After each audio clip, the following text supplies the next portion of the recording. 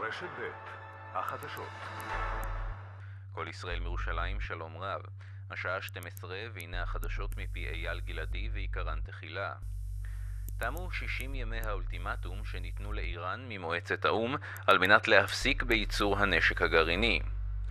נשיאה מחמוד אחמדינג'אד הודיע כי איראן אינה מוכנה להתפשר ולהיענות להצעות המערב המזלזלות אשר פוגעות בכוחה ובעצמאותה של מדינתו. בתוך כך מגיעות ידיעות על היערכות כוחות נאט"ו רבים במפרץ הפרסי.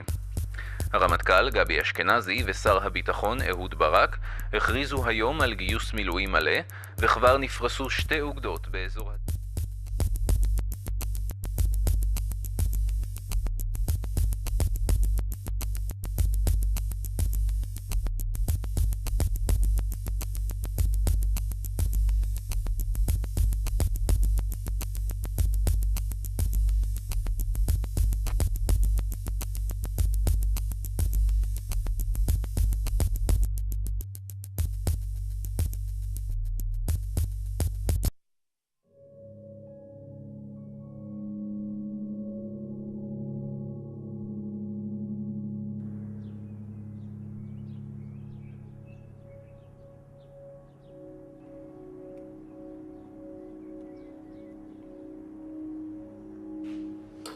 קנית פה חדש?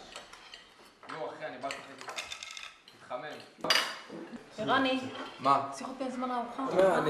אמא שלי מנדנדת פה, אז אני אדבר איתך עוד יאללה, ביי.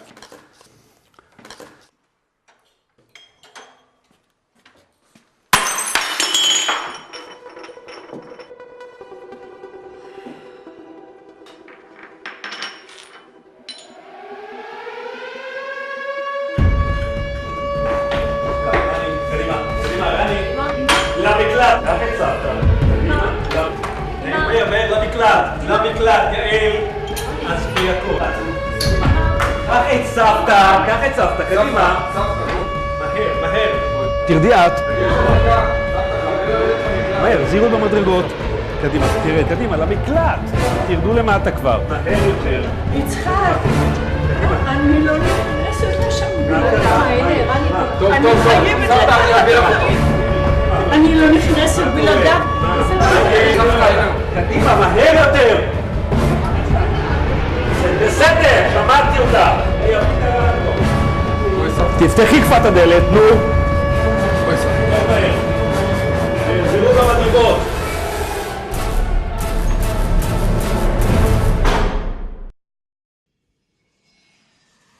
כוחות נאט"ו פתחו במתקפה אווירית. אנחנו בפתחה של מלחמה. נא להישאר במקלטים. אתם נמצאים על גל שקט. התושבים מתבקשים לא לצאת מהמקלטים עד להודעה חדשה. אלה מצים. תקוף חזרה. שלא נחשף. אל תדאג, אין להם אומץ לתקוף אותנו. אנחנו נחסל אותם לפני שהם ינסו. די יואב, אתה מבהיל אותו, אותי ויצפת. מספיק. ילד בעוד שנה מתגייס לצבא. בסיירת. מה את מפנקת אותו? לא זה תינוק. שאתה היית בסיירת זה לא אומר שערן צריך להיות בסיירת. אז מה עכשיו? הוא ייעלם גם ל3 שנים, לא נראה אותו בסופי שבוע? איך את מעיזה? מישהו צריך להביא הביתה אוכל כל שבוע.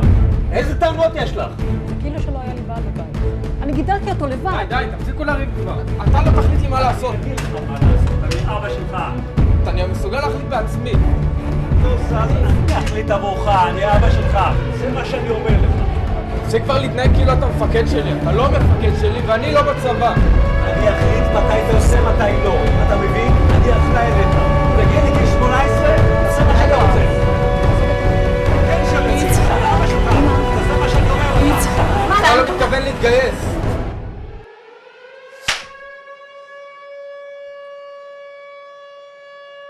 זוהי אזעקת אמת.